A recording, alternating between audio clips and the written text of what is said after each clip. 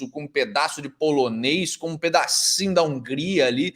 Sempre foi um negócio meio confuso e é uma confusão que já estourou outras vezes no passado e que basicamente está estourando desde a década de 90. Tem conflito por independência naquele pedaço do mundo ali desde a década de 90. A Crimeia nem se fala. A Crimeia é um negócio que era completamente diferente da Ucrânia, que tinha outra relação com a Rússia. Enfim, vamos desempacotar essa bagaça inteira para você entender e talvez até para a gente entender melhor o que é esse conflito. O que é a Ucrânia, o que é a Rússia e o que está rolando agora.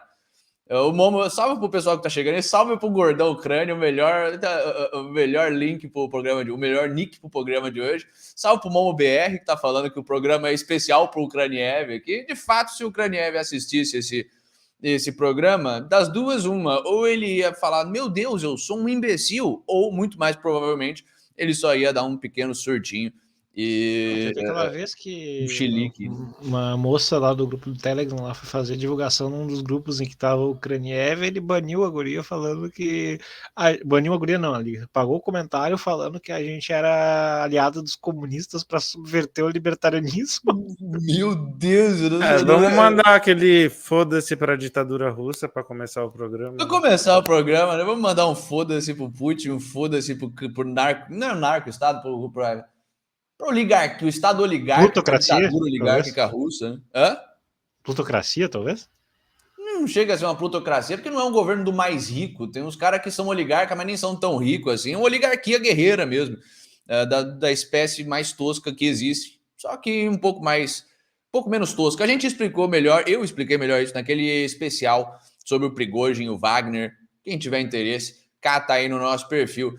Mas aproveitando para mandar um pau no cu do regime ucraniano também, né? A ditadura do Zelensky. Enfim, não gostamos de ditadura, não passamos pano para ditadura aqui. O que a gente gosta é de liberdade e acabou. O resto é detalhe. Mas vamos entender essa bagaça, então. O erro mais comum, como eu falei agora, é achar que essa briga é um negócio novo. O segundo erro mais comum que eu tô vendo, na verdade, é o pessoal falar que existe um povo ucraniano que é diferente de um povo russo, como se fosse, sei lá, um povo brasileiro que é diferente do povo argentino. Não, se bem que até isso aí até não é tão diferente assim, mas um povo britânico que é diferente de um povo francês, sabe? Não existe. A diferença, como a gente vai ver, é muito menor. É meio que nem a diferença do... sei lá, do catalão pro basco, sabe? É que o basco especificamente é muito diferente, mas seria algo do catalão pro madrilenho. Pro madrilenho. É um negócio tipo assim, o basco é mais ou menos também. Todo mundo na Espanha quer independência naquela porra, todo mundo mas fala é que o basco, já vi uns estudos. É meio francês, né? Não, o povo basco ele tem uma origem diferenciada de todos os povos da região ali. Cara, eu acho difícil. Mas é uma mistura de todos os povos. Eu mas acho a língua que eles falam... não falavam a língua tão parecida. Mas o basco é parecido? Será que eu tô parecida, a língua de origem latina também. A Europa, principalmente aquele oeste europeu ali, é cheio de nego que se acha um povo diferente, é tudo a mesma porra, misturado, miscigenado, tem tudo a mesma cara. Mas enfim, no leste europeu a coisa não é tão diferente assim. Para entender a diferença entre russo e ucraniano e o quão próximos e o quão irrelevante a questão da etnia de fato é, da questão de racial, genética de fato é, a gente precisa entender direito o que é uma etnia. O que caralho é uma etnia? Quando a gente fala de um sérbio, quando a gente fala de um polaco, quando a gente fala de um germânico, do que a gente está falando? Em última instância, de famílias, de tribos. Não é um negócio que tem uma linha discreta que você pode falar, aqui é isso e ali é aquilo. Todo mundo, em última instância, é primo de todo mundo. Nós somos todos descendentes do primeiro Homo sapiens e temos uma diferenciação em graus. Né? Temos as 3 grandes raças do mundo, o negro, branco e asiático. E dentro dessas 3 raças, existem grupinhos tribais que foram se miscigenando entre si em maior ou menor escala. O povo russo é essencialmente um povo eslavo. E o que é? O que diabos é um povo eslavo? O que são os eslavos? Na verdade, dentro do povo branco, dentro do povo caucasiano, que não é nem branco, proto-indo-europeu, vamos dar um passo atrás. O que é branco? O que é o povo caucasiano? É a mesma raça, o mesmo macaco, a mesma tribo de macaco que saiu da África ali e deu origem a indiano, iraniano, europeu e basicamente todo mundo que não é asiático de olhinho puxado, nem preto. Todo o resto do mundo faz parte da mesma raça. Dentro desse povo, dentro da raça a caucasiana, você tem vários subgrupos de linguagem, basicamente. Se o povo tem uma linguagem semelhante, indica que eles vieram de uma mesma tribo há muito tempo atrás, certo? Então, dentro das linguagens proto-indo-europeias, você tem o grupo dos balto-eslavos, que é tipo uma sub-raça. Dentro do caucasiano europeu, você tem os balto-eslavos, que é uma tribo que colonizou aquele leste europeu pesado e que tanto descendente tanto deu origem aos eslavos, como deu origem àquele povo ali da Látvia, da Letônia, da Lituânia, Estônia um pouco menos, Estônia já é mais normando mesmo, mas aqueles países do norte da Europa ali, é tudo báltico, certo? Que é tipo um primo distante do eslavo.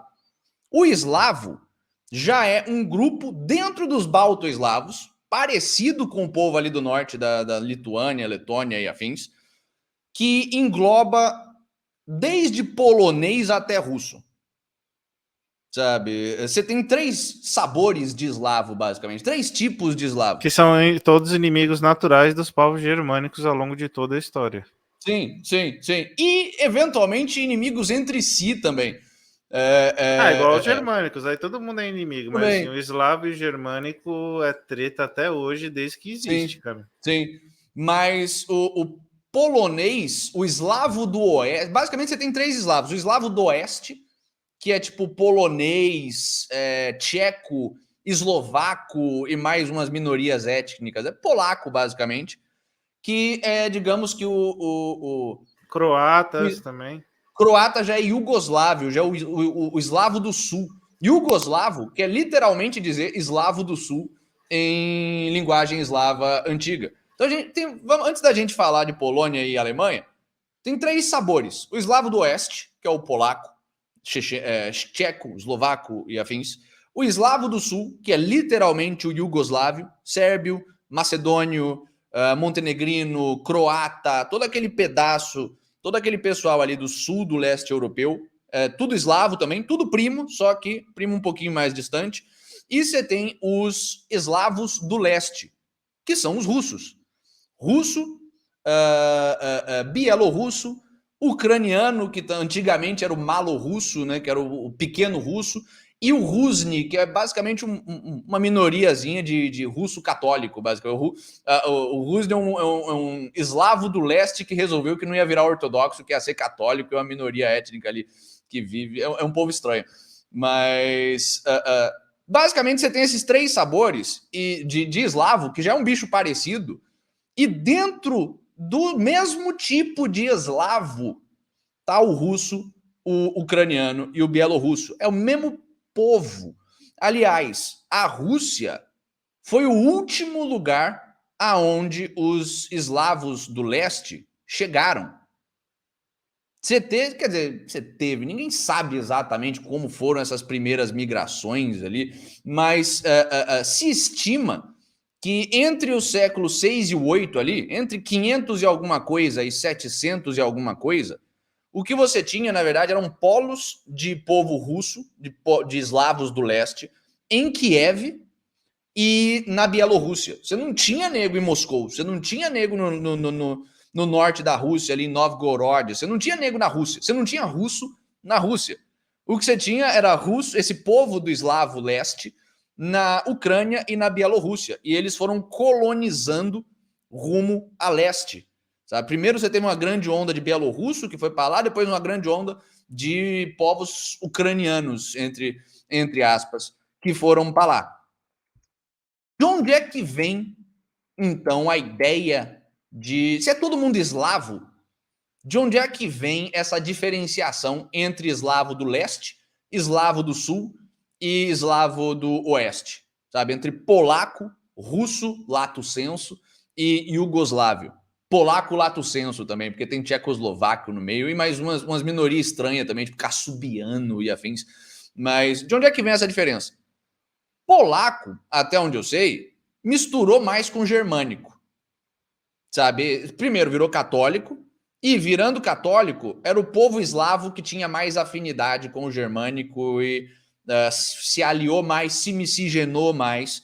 No sul, você teve os sérvios se misturando com todos aqueles povos que tinham ali na Macedônia, todos aqueles povos mais do sul ali, acabaram se misturando. Italiano também, sabe? Tudo que é povo mais mediterrâneo acabou se misturando com os eslavos do sul, virou os jugoslavos.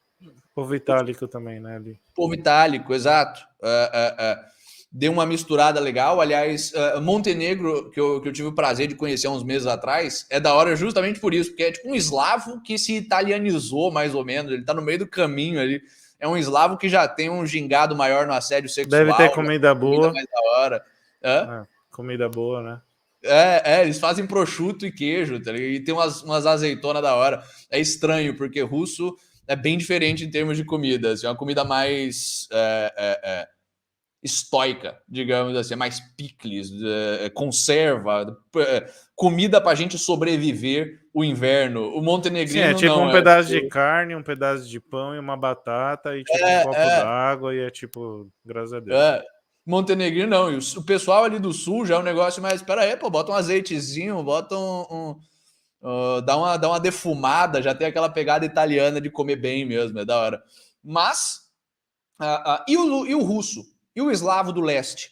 Como é que por que se diferenciou? Bom, primeiro porque não se misturou com o pessoal do sul tanto, segundo porque não se misturou com o germânico tanto, mas se misturou com dois povos mais ou menos, porque se misturou com normando, basicamente. Se misturou com viking. E se misturou também, em menor escala, os russos. Os moscovitas. Os moscovitas já vêm depois. Os moscovitas são relativamente novos.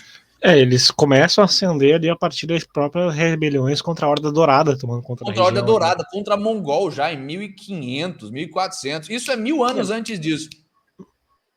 1300, vai. Isso. Assim, mas os moscovitas existiam bem antes também da invasão mongol. Bem antes. Mas foram assim, vítimas. já tinha eslavo ali, mas assim, não era um polo. Não era um lugar relevante, era o interior da puta que pariu, basicamente. E que se torna relevante na medida em que consegue articular uma frente de resistência militar aos canatos. Exato. Moscou nasce como polo de briga com o mongol, basicamente. O que você tinha? E de onde é que vieram os Rus? Você tinha o povo cazaque, do Cazaquistão, que era um dos tipos de horda bárbara que chegou conquistando geral. E aí não conquistou só a Rússia, conquistou boa parte do sul da Rússia, ali o Cáucaso e afins, e conquistou boa parte da Ucrânia também. O cossaco vem da mistura do cazaque com o eslavo. O nome cossaco vem do nome cazaque. Cazaque virou caçaque, que virou cossaco. Que eram os desbravadores eslavos que foram dominando as estepes depois do colapso do Império Mongol. E aí foram justamente eles que criaram esse país gigantesco aí, que dominaram tudo, né? De certa maneira. Mais ou menos. Os cossacos são meio que o contrário. Foi os conquistadores cazaque, que não eram mongóis ainda, era tipo o mesmo tipo de povo das estepes, mas não era mongol. Olho puxado também, até hoje. Chegaram ali, conquistaram, e aí, cara, o Kanato cazaque entrou em colapso. E aí, o que você faz? Porra, eu já sou um cara que sou cabuloso, que sou guerreiro de cavalaria. Caiu o Kanato. E agora? Porra, e agora eu fico por aqui. Então eu fico por aqui, me misturo com o pessoal, viro Porque eu polícia. já vi uma versão histórica de que o que aconteceu quando acabou o Império é o que você falou, e aí esses eslavos, né, começaram a, tipo, tomar e aprender os costumes, se misturar com essa gente, só que foi mais ou menos o que foi o Wild West americano, sabe? Foi Sim, uma sim, mistura de conquista, dominação, genocídio também, que os caras não estavam pra sim. brincadeira, entendeu? Mas por isso que dizem que foi como se fosse um paralelo com o Wild West americano. Né? Sim, não, aí não foi o nascimento dos cossacos, foi meio que a cooptação dos cossacos. Eles já estavam ali, já era um povo meio treta. Aí você chega a monarquia russa, bem depois, fala: ou se junta a gente aqui e vamos dar porrada pro lado de lá, sabe? Vamos Sim, porque juntar. também eles estavam ficando gigantescos e estavam começando Sim, a ameaçar o sim, poder sim. central russo, né? Sim, sim. Mas isso é bem depois. Os cazaques já estavam ali, 600 e Cossacos. alguma coisa, 700 e alguma coisa, sabe? Tanto é que, e aí depende do quanto você vai confiar em história de viking, né? Porque tem gente que diz que foram invasores russos, invasores normandos vikings. Tem gente, leia-se os próprios épicos dos vikings, falam que eles foram convidados a Sim. liderar a Rússia. Basicamente, você tinha essas invasões casacas começaram a subir até o norte da Rússia, ali, o pedaço de Novgorod, e o pessoal falou: caralho, peraí, vamos ser conquistados, vamos contratar uns mercenários russos, uns mercenários que não era russo na época, era normando, viking mesmo, ali do norte da Europa. Vamos pegar uns malucos, chamar eles para virem para cá brigar com o cazaque. E aí chamaram, os caras saíram liberando, conquistando todo aquele oeste russo, do norte ali de Novgorod, descendo para Moscou, descendo para o sul, descendo para a Ucrânia. E aí eles se estabeleceram em Kiev. E esse grupo de bárbaro viking que saiu conquistando, normando, Kievan Rus, o pessoal russo de Kiev. Que, cara, primeiro, é o russo de Kiev, ou seja, a mesma porra, sabe? Mas por que falam que, por exemplo, a Ucrânia surgiu meio como uma nação cosaca? Porque vamos chegar nisso, mas eventualmente, o que começou a acontecer? Você começou, isso depois das invasões mongóis já, você começou a ter guerra entre polonês católico e russo ortodoxo. Sim. Sim, E quem é isso que aqui é a estava no altura meio que do você... caminho decidindo a batalha? Cosaco. Então era um povo que era vira-casaca. Olha só. Trocadilho maravilhoso. Era um povo que era meio vira-casaca ali no meio, que uma hora eles eram parceiro dos polacos para invadir russo. Os Aí, caras eram uns guerreiros sanguinários, só isso que eles sabiam fazer. Os é. caras eram guerreiros dos melhores que já existiu, cara. E eram uns caras sem muita lealdade a nenhum dos dois lados. Porque, porra, eu sou cosaco, eu não sou polonês. Se o polonês me encheu o saco, eu viro parceiro do russo e começo a dar porrada em polonês. Se o russo me encheu o saco, eu viro parceiro dos poloneses e vou encher o russo de porrada. E é por isso que o nome de Ucrânia é Ucrânia. É a fronteira, é a Ucraína. É a fronteira entre o povo russo do oeste e o povo eslavo, perdão, do oeste, do leste, o povo russo, e o povo eslavo do oeste, o polonês. Isso assumindo aquela fronteira ali no Rio de Dnieper, né? Do rio de Dnieper. A fronteira que é justamente do rio que corta a Ucrânia no meio. E aí você tinha uns cossacos que eram mais afeitos aos russos do lado que hoje é o Donbass, que hoje é Luhansk, que hoje é esse pedaço onde está rolando a treta, porque os caras querem se separar da Ucrânia. E você tinha o pessoal que era cossaco também, a mesma etnia, o mesmo povo, geneticamente, mas era mais afeito aos poloneses e ao lado mais germanizado e polonês do mundo eslavo, que hoje é Kiev e vive todo aquele pedaço Inclusive, ali. historicamente, só um ponto, a Polônia salvou o mundo germânico de várias invasões, inclusive invasões islâmicas foram um fator decisivo mais de uma vez. Sim, sim. Aliás, a Polônia... E mongóis também, né? Mongóis também, eles seguraram os mongóis bem, até onde eu me lembro.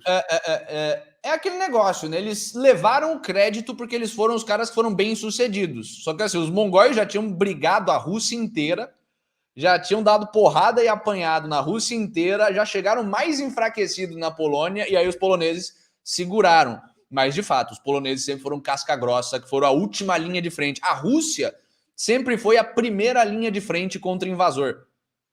Tanto invasor mongol, quanto invasor muçulmano. Bárbaro... Não, e bárbaro do norte. Não, para vocês terem... Até onde eu sei, os vikings pegaram toda a tradição de saquear e roubar a mulher e todas essas coisas que eles faziam, começando treinando nos povos russos. Eles começaram a fazer isso contra os russos por centenas de anos, aí falaram, puta merda, não aguento mais roubar esse povo pobre, fudido. O povo já tá pobre.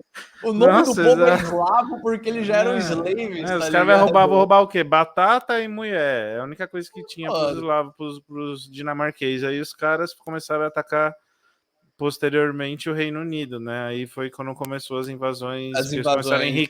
Começaram a enriquecer, porque antes eles eram tipo fudidos, eles roubavam gente fudida. Tá era ligado? Pobre roubando pobre mesmo, era um bagulho bizarro.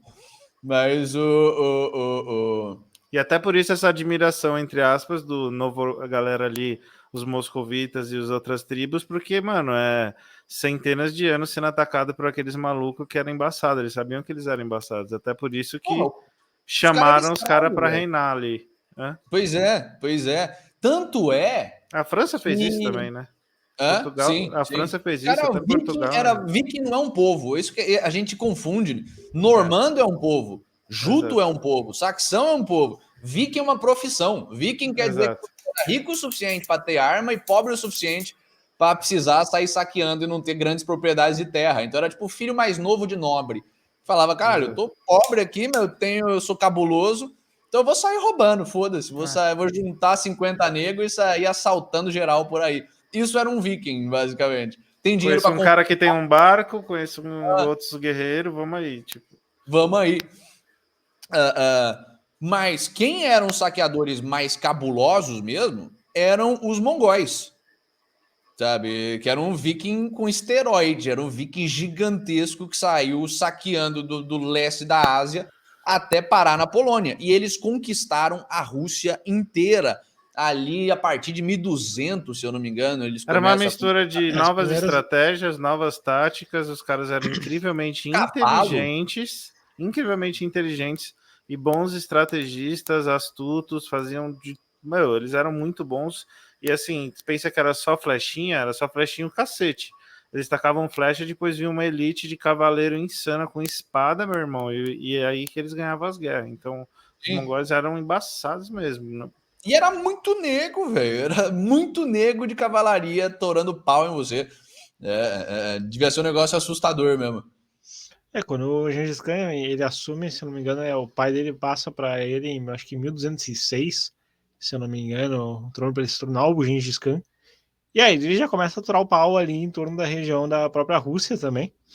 Sim. E ao longo desse período, assim, na primeira metade do século XIII, é o Gengis Khan sentando sarrafo naquela região inteira ali. O que você já tinha nesse processo? Você já tinha anterior, já datado de 900 e pouco, as primeiras conversões do povo russo ao cristianismo ortodoxo, né? Sim, e eles começam a segurar a bronca com os muçulmanos vindo do sul também, né? Porque os russos, esses vikings, viram cristãos ortodoxos, pegam o cristianismo de Bizâncio ali e começam a ajudar Bizâncio a não cair na medida do possível para tamanha se torna a confiança posterior de Bizâncio em ter essas milícias russas, é que o Império Russo, a partir de 1400, vai ser o Império Bizantino 2.0. Pois é, da mesma forma que o Sacro Império Romano Germânico, sabe? Que a Alemanha vira a nova Roma, a Rússia vira a nova Bizâncio, eventualmente. É bem doido. Mas só para chamar a atenção para o nosso chat aqui, o Gordão Ucrânia mandou: precisamos de mais sanção. O Murilo Lova mandou embaixo, e coisa e tal, né? E o Gordão Ucrânia mandou isso. Puta que o pariu, não dá pra ser sério com esse chat, os caras são muito bons, velho. Mas enfim, você teve um lugar que eu acho que nem é historicamente relevante, aliás, até é, porque faz parte do modelo russo, né? Mas é bem interessante que antes de Moscou ser relevante, você tinha dois centros diferentes para o mundo russo. Kiev, que era mais cossaco, porradeiro, viking mesmo, foda-se, feudalzão. mais você tinha Novgorod ali no norte. A minha mina vem do pedaço de lá, talvez por isso que ela seja mais tretinha libertária, assim, porque é um pessoal que sempre foi o povo mais livre da Rússia. Só para você ter uma noção, no século XI, XII ali, eles não eram mais uma monarquia, eles eram uma república com instituições democráticas que, como é que se diz? Que eram vinculadas às ligas hanseáticas ali da Alemanha e da Holanda, sabe? Os caras eram terra de comerciante pesado e não curtiam esse negócio de feudalismo, não curtiam esse negócio de ditadura militar feudal, eles eram bem pra frentex mesmo. Tanto é que quando chegam os invasores mongóis, eles acabam se aliando com os mongóis, o pessoal de Novgorod. Por quê? Porque o que você começa a ter, e aí já é já começa o problema que a gente vê hoje em dia. O que você começa a ter ali nos anos de 1200 e alguma coisa? As cruzadas bálticas, as cruzadas do norte.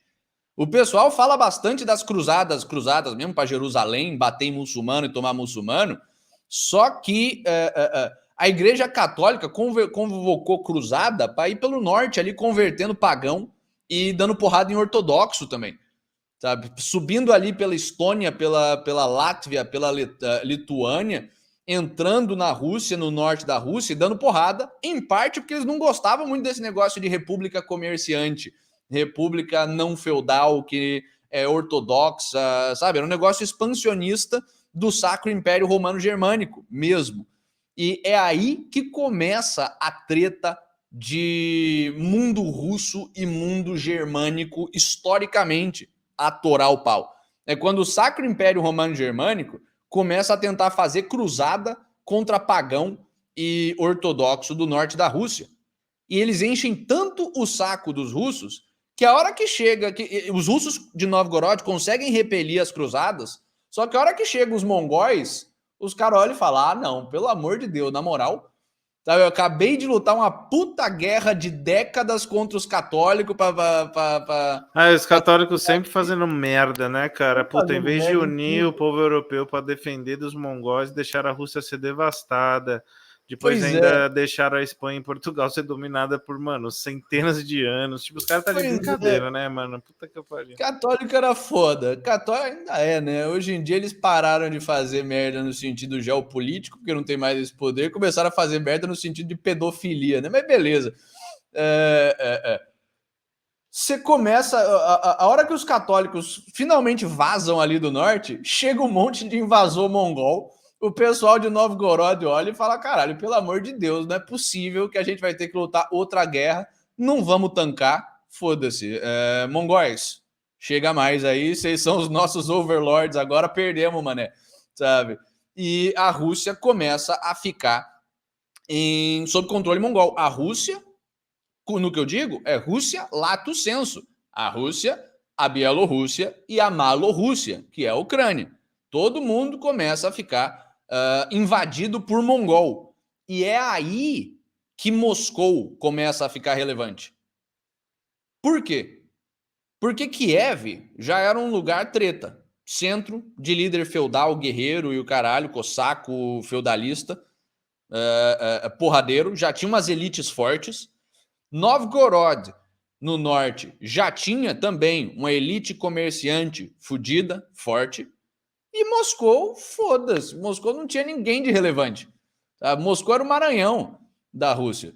E o que o maranhense faz quando o país está no caos? Lança o Flávio Dino para o mundo. Então, naquela época, você já começou a ter os pequenos lords de Moscou iniciando o que é basicamente um modelo... Quem? Ivan the Terrible, você está falando? Ivan the Terrible veio depois ainda. Antes do Ivan... Que ele foi o primeiro unificador da Rússia, né? Ivan the Terrible, não foi? Sim. Nesse caso, a Rússia ainda não era unificada, ela era um pedaço do Império Mongol que já tinha se fragmentado. Os mongóis chegaram, morreu o Gengis Khan, os caras se fragmentaram nas 3 hordas, né? A Horda Branca, a Horda Dourada e a terceira, que eu esqueci qual é. A Horda... Ah, não lembro, mas é 3 Horda Cabulosa que dominava 3 o Horda mundo Cabulosa. inteiro.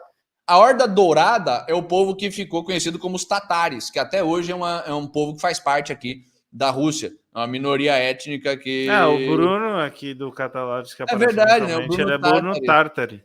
É real, é real, é real. Enfim, os tatares conquistaram aquela porra ali. Os tataravô do Bruno saíram ali no Rape and Pillage, né? Saíram no assalto e no estupro ali, legal. Afinal de contas, se você tá no século XV, talvez seja a melhor escolha possível mesmo, porque o mundo tá uma bosta. Mas assim, a questão também é que se você se submetesse totalmente a eles, eles não faziam nada com você. Não, de Mas fato. aí se você não se submetesse, você era dizimado. Não tinha, Sim. tipo, é dizimado. Todo mundo mal vai morrer, até as crianças. Cara, e é por isso, é daí que Moscou sobe. Por quê? Porque Novgorod não se submete 100%. Kiev não se submete 100%. Moscou, os caras falam, parceiro, por que você quer oprimir a minha população se eu sou muito melhor do que você em oprimir a minha própria população? Pessoal dos tártaros, o seguinte, terceiriza para mim.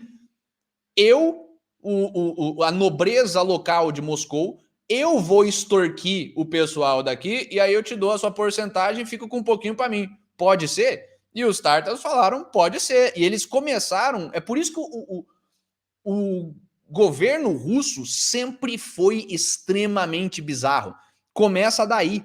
Por quê? Porque você vai para qualquer outro lugar na Europa, você tinha umas ditaduras fodidas, feudalismo, certo?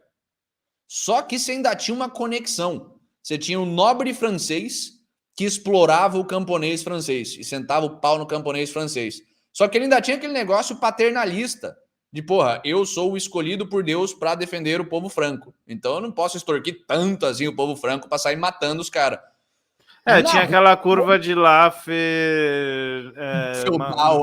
feudal ali, do tipo, eu não posso roubar mais do que 70%, porque senão ele morre de fome. Exato, eu não posso sair espancando e estuprando demais, porque senão eu vou ser um rei ruim. De tal maneira que teve que ter algumas cartas papais, né? Falando, gente, cuidado, só não espanque nos feriados, tá? Pois é, a trégua de Deus e a paz de Deus, né? O Vaticano mandando o pessoal, vamos não fazer lutas até a morte no domingo, vamos não espancar camponeses no sábado, porque o sábado é de Deus, umas coisas maravilhosas assim. Pois bem, isso é bizarro para os padrões de hoje, mas a Rússia era bizarra para os padrões daquela época, porque eles não tiveram nem essa paz de Deus, essa trégua de Deus, essa relação de nobre com o seu vassalo e com o seu camponês. O que você tinha e o que você começou ali em Moscou e que virou o modelo do Estado russo até hoje era o quê? Você tem uma elite de estrangeiros que dá porrada na elite local para a elite local dar porrada no camponês. Então você não tem só elite local e camponês local. Você tem elite local, camponês local e uma elite internacional coagindo a elite local a ser mais violenta, basicamente. Falando, caralho, é o seguinte, você vai extorquir o camponês. Mas o camponês vai morrer. Então, se você não extorquir, quem morre é você. Então, pera aí que eu vou dar porrada no camponês. É que em 1259 teve massacre perpetrado pelos tártaros em cima do pessoal de Novgorod, porque foram cobrar imposto, o pessoal de Novgorod sentou sarrafo nos cobradores de impostos tártaros. Pois é. Os caras tiveram e aí tacaram fogo em Novgorod. O Piuí mandou aqui quando a gente falou, mas os tártaros saíram ali tranquilões, estuprando e roubando. O Piuí mandou nos comentários, até por isso daí que vem esses impulsos, então tá explicado. Pois é, provavelmente é daí que vem esses impulsos, Piuas. Mas Moscou começa a surgir daí, sabe? Lá para 1400 e alguma coisa, os mongóis começam a perder poder. Certo? Começa a entrar em crise. A própria Horda Dourada e os tártaros começam a ficar cada vez mais confusos, com guerra externa. E aí é que nasce a Rússia mesmo, como a gente conhece ela hoje, com capital em Moscou. Você começa a ter esse pessoal que passou 300 anos sendo educado para sentar porrada em camponês, no próprio camponês, falando, os caras estão fracos. A gente se especializou em extorquir camponês. E se a gente desse porrada neles e continuasse extorquindo o camponês, só que pra gente agora? E é aí que você vai ter o começo do que vai... Os dois Ivans, o Ivan o Grande, depois o Ivan o Terrível. o czarismo e afins, sabe? O que eles fazem? Eles basicamente cooptam os cossacos ucranianos e falam: cossacos, é o seguinte, os tatares, os tataravô do Bruno, eles estão enfraquecidos. Vamos fazer o seguinte, agora a gente, nós aqui do povo russo, com sede em Moscou agora, que dominamos, somos o mesmo povo que Kiev e Novgorod, a gente se junta com vocês e a gente começa a expandir para o leste, a gente começa a dar porrada nesse pessoal e a conquistar esse pessoal. E, ao mesmo tempo, a gente expande para o norte e dá porrada no pessoal de Novgorod, que tem essas ideias aí de imposto baixo e liberdade econômica, liberdade e afins. É daí que nasce o modelo russo, que é, digamos que, um Estado fundamentalmente cinza. Ele sempre teve, desde aquela época, um lado bom, muito claro, que é o quê? Dar porrada em bárbaro do sul e do leste. Lembra que a gente viu o McGregor falando que a grande preocupação do russo médio é manter a Rússia unificada? Não é liberdade, não é prosperidade, é manter a unificação da Rússia? Por quê? Porque a unificação da Rússia significa que checheno não vai sair por aí fazendo rape and pillage. Significa que daguestanês não vai sair por aí fazendo estupros e saques. Significa que Bakhti não vai... Todas essas minorias de povo das estepes bárbaros que ficaram séculos ali, cazaque e afins, que ficaram séculos ali invadindo a Rússia do leste, vão continuar subjugadas pelo povo eslavo. Isso é o mais importante para o povo daqui, porque e até para o povo desses povos, Yazid, Bakhti e afins, porque eles sabem que, cara, se as elites russas caem, se as elites de Moscou caem, as elites de povo das estepes ascendem e começa a putaria e guerra generalizada de novo. É por isso que na mente do russo eles têm isso até hoje. E ao mesmo tempo tem um lado ruim, claro, que é suprimir tudo que há de bom na cultura, tudo que há de mais libertário na cultura russa, que era Novgorod, essencialmente, que era basicamente a Itália do Norte, sabe?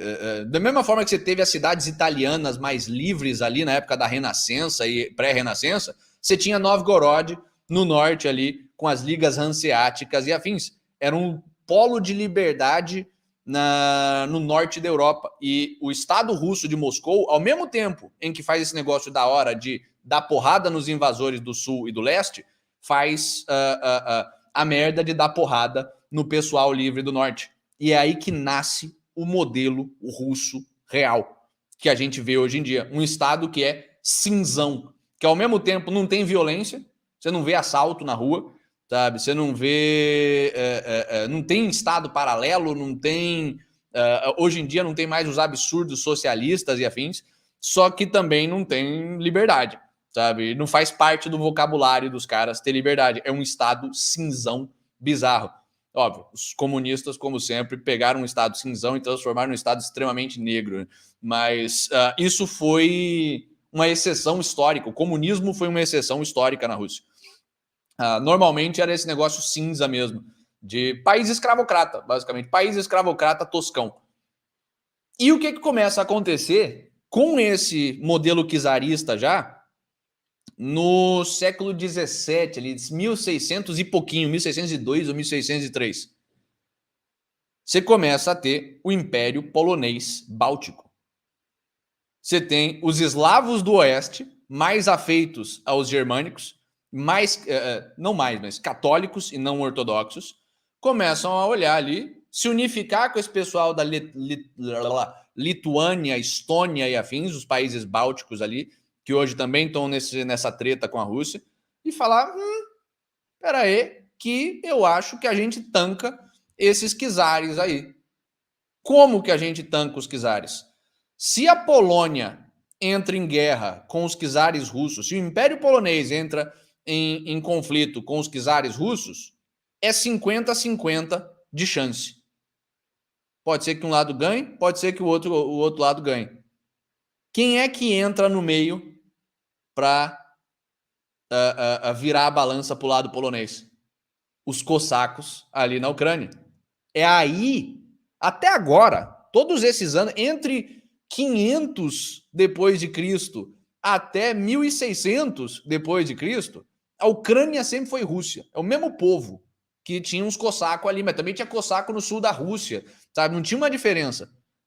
Os cossacos, eles permeavam toda a Rússia. A Rússia toda, No norte não muito, mas ali o sulzão, a parte das estepes, perto das estepes, toda. Foram lá que eles se desenvolveram, né? Como quase que um novo povo russo ali. Exato, exato.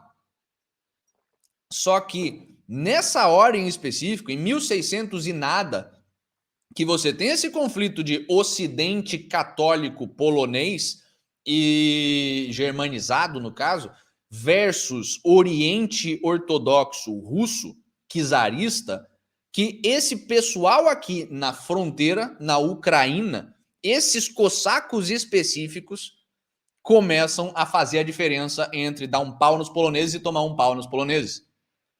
E aí a primeira metade do século XVI inteira foi basicamente polonês se juntando a cosaco para dar porrada nos czares russos. E os russos apanharam para o cacete. E ali, para lá para 1650 e alguma coisa, sabe, na virada da segunda metade do século, os czares trocam ideia com os cossacos ali, os cossacos estão cansados de brigar para polonês, e eles viram a casaca. E falam, pô, então, peraí, você tá pagando mais? Você é mais suave? Vamos nós dois dar porrada em polonês, então. E aí os cossacos da Ucrânia, da fronteira entre o mundo russo e o mundo polonês germânico ocidental, viram e falam, pô, então a gente vai começar a se juntar aos russos para dar porrada em polonês. E acaba a guerra da Polônia nessa, com a Polônia falando, caralho, peraí, estamos sendo invadidos agora, os caras viraram, como é que se diz? Viraram a casaca e vamos apanhar. Como é que termina a guerra? Sabe o rio Dnieper? Aquele rio que corta a Ucrânia no meio e que a razão de toda essa guerra é que a Rússia quer o lado leste desse rio e a Ucrânia também quer o lado leste desse rio. Pois é, você termina a porra da guerra com esse rio, o rio Dnieper. Vamos abrir um mapa aqui só para ficar mais claro para o pessoal. Cadê esta bagaça? Maps.google.com. Apresentar, compartilhar a tela. Aliás, aproveitando que a gente está abrindo o mapa aqui, pessoal, deixa o like, se inscreve no canal, compartilha o nosso trabalho para outras pessoas e entra nas nossas outras redes sociais aqui embaixo. Temos o nosso Telegram para a gente trocar ideia, temos o Instagram, TikTok, o Caralho A4, tá tudo aqui embaixo. Vem trocar ideia com a gente, vem seguir a gente em outras redes sociais.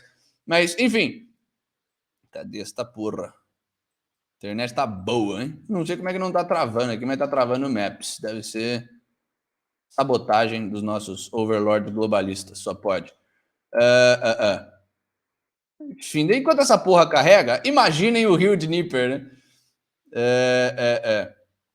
O lado leste, o lado de Donbass, Luhansk, Odessa, todo lado que é mais pró-Rússia, virou parte oficial do Império Russo.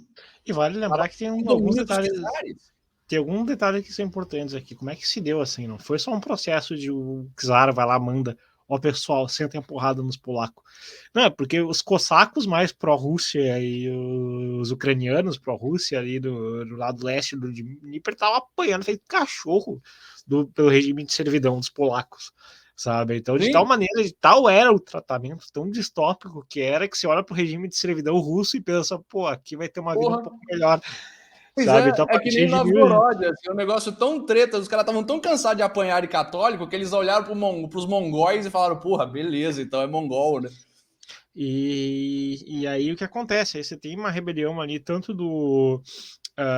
por parte dos ucranianos quanto dos cossacos, a partir de 1670, aproximadamente, onde os caras sentam o sarrafo em torno dos poloneses para manter, justamente, para fazer eles recuar essa fronteira a oeste do Dnieper. Sim. Basicamente, sabe? É bem documentado assim, essa questão do ímpeto cossaco, bielorrusso e ucraniano do leste. Só para ficar bem claro visualmente, porque não faz sentido isso aqui ser um país em termos geográficos, sabe? Isso aqui é a Ucrânia moderna. Olha esse riozão que corta o bagulho no meio, é uma barreira militar gigantesca. Essa é a verdadeira Ucraína, esse rio é a verdadeira fronteira, sabe? E esse lado de cá, de Donetsk, Mariupol, Kharkiv, o caralho, fazia parte do Império Russo, era domínio dos czares. E esse pedaço aqui sempre foi mais pró-Polônia, pró-germânico católico em geral. Isso se reflete até hoje na cultura desses caras. De tal maneira que eles pertenceram aos domínios do Império Polonês, do Império depois Austro-Húngaro. Austro-Húngaro. Aliás, o próprio Gordão Ucrânia, né, fala, olha, o Mises nasceu em Lviv, então o libertarianismo nasceu em Lviv, aqui ela. Lviv era parte do Império Austro-Húngaro. O negócio é praticamente Polônia. E, aliás, esse pedaço aqui, a Polônia já quer tomar para ela, aproveitar que a Ucrânia tá entrando em colapso, já tá cheio de polonês, os caras querem tomar para eles já.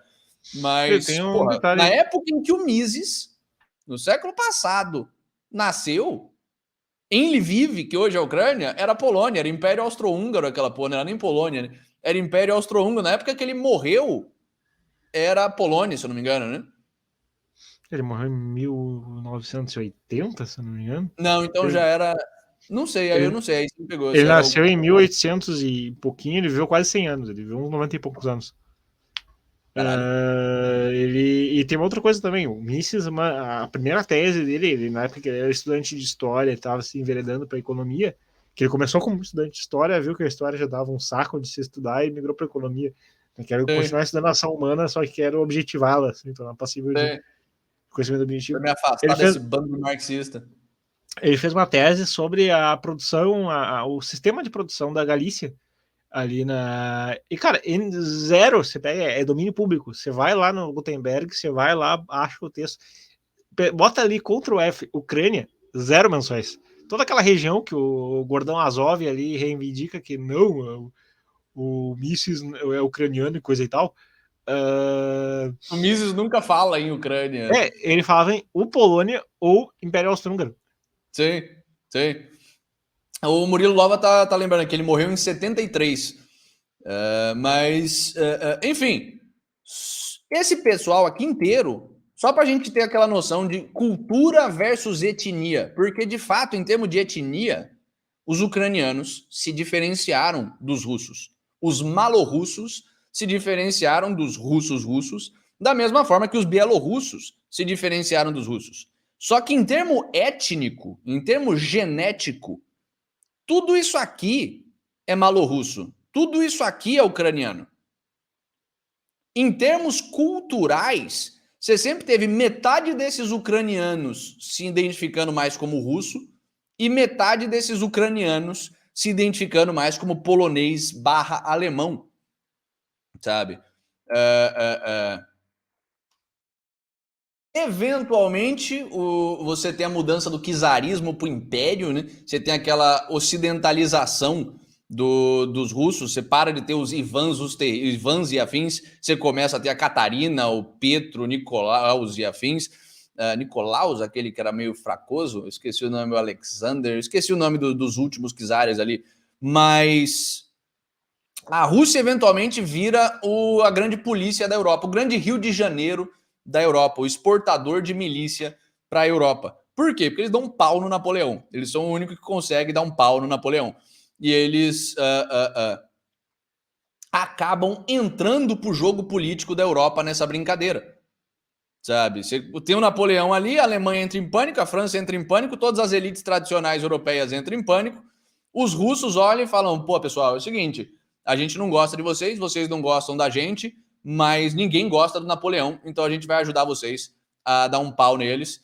E basicamente a Europa começa a brincar de contratar russo para dar porrada em gente que eles não gostam. Eles contrataram os russos para dar porrada em húngaro também. E em especial a Inglaterra começa a ter um interesse fundamental na Rússia, porque já era um jeito de ferrar a Alemanha também por um dos frontes, né? Sim, se caso fosse necessário. Mas tem um outro detalhe que é importante. Tudo isso que a gente está falando agora, até agora, é sobre esse pedaço aqui da Ucrânia atual, né? sobre, quer dizer, que agora já não é mais Ucrânia atual, já é oficialmente Rússia. Os caras tiveram as primeiras eleições em Donetsk e Luhansk essa semana agora. Mas na ex-Ucrânia, digamos assim. Isso é um pedaço que, de fato, estava cheio de ucraniano, sempre teve cheio de ucraniano, e eles eram culturalmente russos. Não é a mesma coisa que a Crimeia. A Crimeia nunca fez parte da Ucrânia. A Crimeia não tem uma maioria étnica ucraniana, que dirá cultural. A Crimeia sempre foi russa e sempre teve cheia de russo mesmo, sabe? É tipo 70, 80% da população é russa na Crimeia. E sempre foi. Então, tudo que isso que a gente está falando faz sentido para esses conflitos de Mariupol, Donetsk, Lugansk e afins, não para a Crimeia. A Crimeia é outra brisa que a gente vai ver depois. A Crimeia é mais merda de comunista mesmo. Por quê? Porque o que acontece? O czarismo, eventualmente, pira nesse negócio de ser milícia de europeu, começa a ser o pior dos regimes feudais da Europa, sabe? Foi o último lugar na Europa a abolir a servidão, daí vocês tiram. E é um negócio tão tosco que, eventualmente, os caras dão razão pro comunista, sabe? Os caras são tão bizarros que o comunismo ganha espaço ali dentro. E tem outros fatores culturais também que pesam para a adesão do comunismo ali, que você teve já desde a preocupação dos anos, desde quando você começa a ter uma primeira intelectualidade russa. Foi mal, o gordão Ucrânia tá mandando aqui, Crimeia é Ucrânia, os ucranianos têm que morrer pela Crimeia. Meu Deus do céu. E coisa e tal, né? E coisa e tal, e coisa e tal. Que vale lembrar que, assim, quando você começa a ter aquilo que eles chamam de iluminismo russo, sabe, onde a Rússia começa a tentar importar, do ponto de vista intelectual acadêmico, tudo que é umas tendências, a moda política europeia. A gente está falando disso de 1860 a 1870.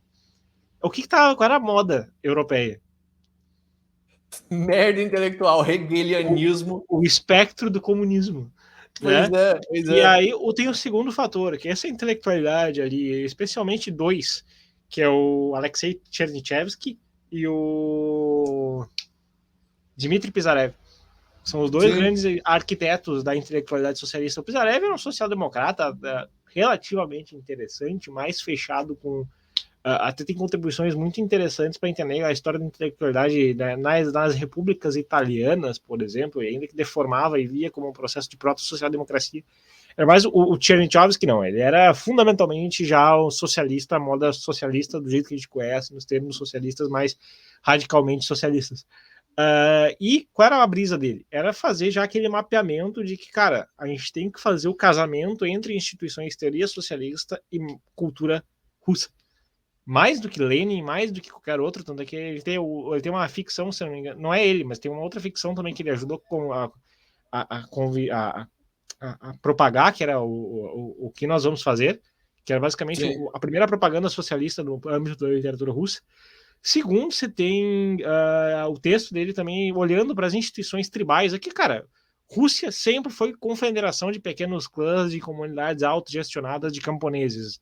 Isso aqui casa muito bem com um Estado organizado socialista. Sim. Sabe? E nessa pira de independências europeias também que estava tendo ali depois da Revolução da Primavera dos Povos de 1848, você começa a ter o quê? Nacionalismos em disputa. Então você tem o comunismo entrando com essa retórica de casar modo de produção comunista com organizações tribais localistas, que é a tonalidade da Rússia, e na Ucrânia você começa a ter aquele tipo de, especialmente na parte mais alemã e polaca, o hegelianismo à direita, que vai justificar depois figuras como Stepan Bandeira no século XX. Sim. Que começa a surgir a tal da consciência nacional ucraniana. E que, na verdade, são duas, né? Você tem a metade que é mais pró-nazista da Ucrânia, que é essa metade do Stepan Bandeira, de Kiev, Lviv e afins, e você tem a metade mais pró-anarquista, anarquismo de esquerda, a la Bakunin, que é o lado da Ucrânia pró-Rússia mesmo. Sabe, você tem o Ivanovich Makhno ali, o Nestor, o Exército Revolucionário Insurgente, que é uns caras que olham e falam, opa, revolução do proletário, beleza, revolução das classes baixas, beleza, mas a gente não é comunista, a gente é anarquista e vamos virar porrada mesmo, sabe? Então você teve essas duas. A Ucrânia nunca foi pacificamente absorvida pelos comunistas. Eles foram absorvidas pelos comunistas na porrada mesmo. Teve que genocidar a população de fome. Sim, e não foi por acidente, sabe? Foi por desígnio mesmo. Por quê? Porque quem eram a população, de fato, etnicamente russa, pró-comunismo na Ucrânia? Grandes centros urbanos. Era o pessoal... grandes centros urbanos não, porque não era nem o pessoal de Kiev e Lviv, era dos grandes centros urbanos do leste da Ucrânia. Sabe, era da... Qual que é aquela capital do Donbás mesmo? Donetsk. Sabe, o pessoal de Donetsk era comunista. O pessoal de Luhansk, da capital ali, era comunista. No campo, você tinha o quê? Cossaco. Que queria que o comunista se fudesse, não queria regime comunista, era um pessoal mais tradicionalista, conservador, pequeno proprietário rural, cheio, armado até os dentes, sabe? Então, o que eles fazem? De propósito, industrializam na marra aquele pedaço. Falam, é o seguinte, produção agrária é coisa de antissocialista. Então a gente vai foder a produção agrária, logo foder os cossacos e tentar industrializar o pessoal na marra aqui para formar proletário, para formar gente pró-comunista. E eles têm uma puta... A partir de 19, 20 ali, eles começam uma campanha aberta de descossaquificação da Ucrânia e desucranização da Ucrânia. E esse desenho atual que a gente tem da Ucrânia é uma criação, uma fabricação comunista. Por quê? Vamos voltar para o mapinha aqui. Esse pessoal dessa metade aqui era mais russo, certo? E, a Rússia conseguia... Os soviéticos conseguiam tancar esse pedaço. O que seria o mais fácil para eles fazerem? Opa. O que seria o mais fácil para eles fazerem? Eu não sei de onde é que surgiu esse quadrado aqui, mas ignorem, relevem. O que seria o mais fácil para os soviéticos fazerem? Fechar a fronteira aqui e falar, pronto, aqui é parte da República Soviética, certo? O USSR, tranquilão. República Russa Soviética. Só que, o que aconteceria se eles fizessem isso? Eles perderiam todo esse pedaço aqui para polonês, para nazista, para povos não soviéticos. O que os comunistas fizeram? Então, e se ao invés da gente terminar a USSR aqui, a URSS aqui, a gente junta isso tudo e forma uma República Soviética independente? E se ao invés da gente só ter um pedaço da Ucrânia como uma parte da União Soviética Russa, a gente pega a Ucrânia inteira, o pedaço pró-Rússia mais essa outra terra aqui e junta numa República Soviética semi-independente, que ainda vai ser vassala de Moscou, mas vai ter mais autonomia, vai continuar servindo a causa soviética. A mesma coisa que eles fazem com a Bielorrússia, a mesma coisa que eles fazem com todas as outras repúblicas soviéticas, que não eram a República Soviética Russa. Dá um grau de independência, mas eles continuam sendo comunistas, para a gente tomar, mas eles continuam sendo comunistas e, portanto, vassalos a Moscou, só que a gente dá um grau maior de independência para ter mais território comunistizado, basicamente. E eles começam a torar o pau na Ucrânia mesmo. Holodomor ali na década de 20 e 30, assassinato e genocídio proposital de ucraniano e de cossaco e afins.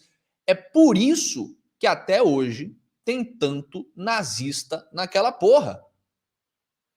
Sabe? O que você faz quando você tem um bando de comunista, filho da puta, te matando de fome de propósito e chega um invasor externo?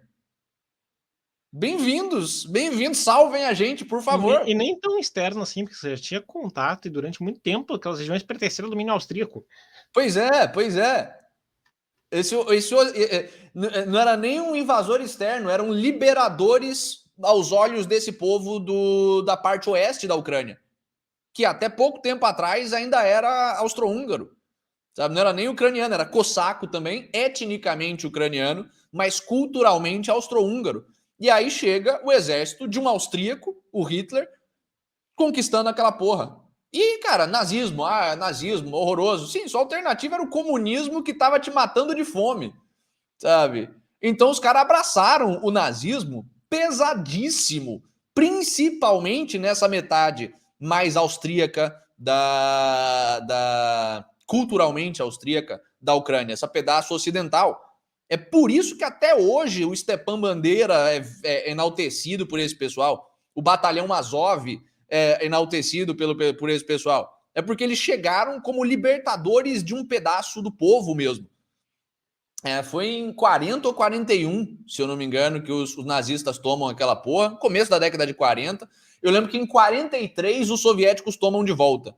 E aí tomam de volta com ódio mesmo, assim. Eles já começam fazendo um genocídio tatar, sabe? É um negócio bizarrão. Um genocídio tipo o remanescente do povo tatar que tinha ali. Não na Ucrânia, na Crimeia. A Crimeia começa a ser interessante e a fazer algum sentido. A gente começa a entender a Crimeia depois dessa reconquista soviética da Ucrânia. Então, beleza, temos... Cadê? Deixa eu botar de novo aqui o mapinha. Temos a Ucrânia aqui, certo? Os nazistas chegam, liberam aqui o pessoal, os soviéticos vêm, tomam de volta essa bagaça. E o que você tinha? Você tinha até quando mesmo... Década de 50 ali, 53, 54, você tinha a República Socialista Independente da Ucrânia e aqui embaixo você tinha a República Socialista Independente da Crimeia, que tinha basicamente russo e tatar. Russo e os primos do Piuí, basicamente. O que acontece? O Stalin, ainda em vida, olha e fala: ih, esse povo tatar é que nem cosaco, né? Então já matamos cosaco, pau no cu dos tatar também, vamos genocidar esses caras e é isso aí. Vamos limpar a Crimeia e russificar a Crimeia. E aí, de fato, os caras russificam aquilo pesado, genocidam os primos do Bruno e é por isso que a Crimeia é cheia de russo, é 80% russo até hoje. Foi de propósito mesmo. Ao contrário do ocidente ucraniano, que tem gente que fala que foi os russos que russificaram aquilo ali, mas não foi, sabe? Historicamente, sempre foi parte do Império Russo esse pedaço e sempre rolou uma mistura pesada de malorrusso com russo mesmo, de ucraniano com russo mesmo. Então, e esse pedaço não foi exatamente causado 100% por invenção soviética. Isso aqui já era culturalmente russo. Esse pedaço aqui de baixo, não, a Crimeia não. A Crimeia era mais tatar mesmo, e a Rússia russificou pesado aqui, o Stalin russificou pesado. O que acontece ali em 52 ou 53? Que coisa maravilhosa que acontece com a raça humana no começo da década de 50, 52, 53.